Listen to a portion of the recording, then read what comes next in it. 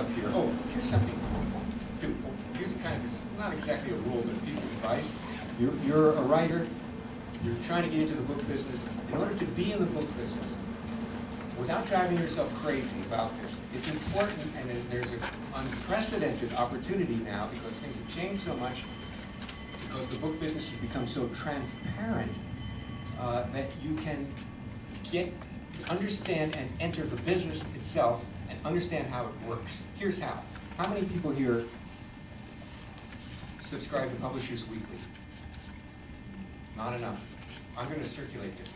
This comes out once a week. It's a hard copy, but you can also subscribe to a daily online email, daily. And in that is the most amazing information. For example, here's February 12th. I printed this out this morning. It's a list of all the new deals that were made yesterday.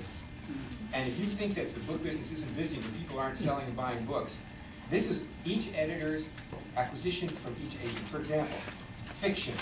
Graham Garrison's Prodigal Father, the sequel to his hero tribute, to Dennis Hillman at Kriegel, that's an editor at a company, by Terry Burns at Heartline Literary Agency. Now that's really valuable information for a writer. Here's sci-fi fantasy, mystery crime, children's middle grade, children's picture book, children adult, Joy Preble's Haunted, the sequel to Dreaming Anastasia, in which a girl is being haunted by a mysterious and malevolent mermaid. A mermaid book. There's a John. There's a niche right now. I'm not making this up. A new mermaid book. But it says here that to Daniel Ehrenhaft at Source Books for publication in 2011 by Jennifer Rolfe at Andrea Brown Literary Agency. Andrea Brown, I think, is here somewhere. So this is interesting, isn't it? Nonfiction, business, cooking, memoir, lots of memoirs, 3 memoirs were sold yesterday, okay? This is real stuff. I'm going to pass this around. You can get this for $20 a month. Okay, that's $240 a year, right? But it's really, if you're in the writer, you're in the book business, this is good stuff for you to know. You can see who's a good agent, who's selling something that is similar to your book, who's the editor who's buying it, who are the professionals who are succeeding. There's a lot of information. There's also, in addition to Publishers Weekly, and by the way, I do want to just pass this around, just circulate. In addition to, they also, Publishers Marketplace sends out a free weekly digest too. You don't have to pay. That's right. There's another thing I was going to say called Publishers Marketplace. And Publishers Marketplace has a free weekly digest. They also have an email blast for which you do have to pay, which I get, which has a lot of information.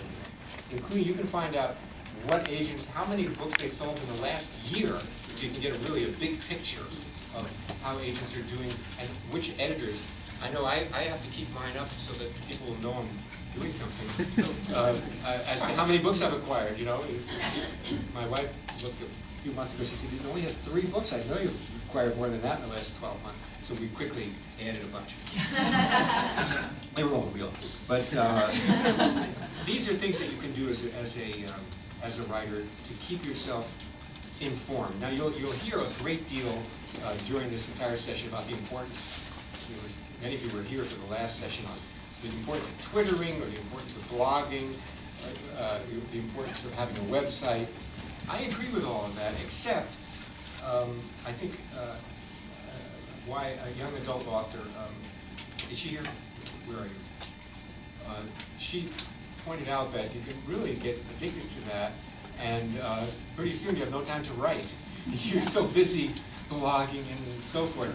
And so I think that you should devote no more than an hour a day to that at the most. That's my advice. But I have to admit that it's terribly important.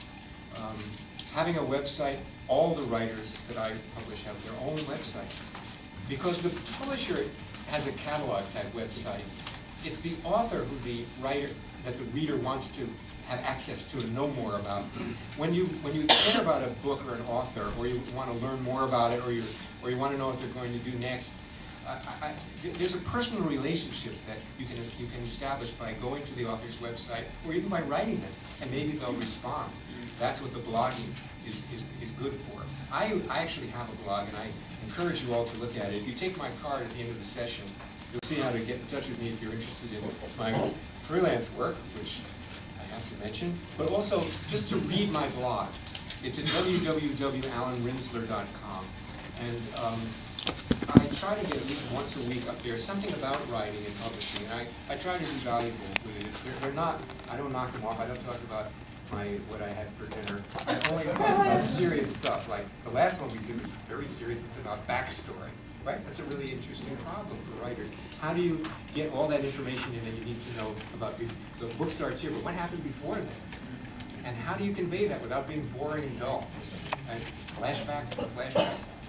So I try to offer some solutions and quote famous books that have backstories that were artfully presented, including War and Peace, The Great Gatsby, and some others. So I try to use it with my blog, so I believe in blogging. But remember, you're a writer, and you don't have to be a media star, you don't have to be online all the time. In some kinds of publishing, it's more important than others. I think it's really important for YA, as a matter of fact, because kids love to communicate with people who are writing those series that they love so much. But I think I'm getting a little bit too long-winded, and I know we have to get out of here.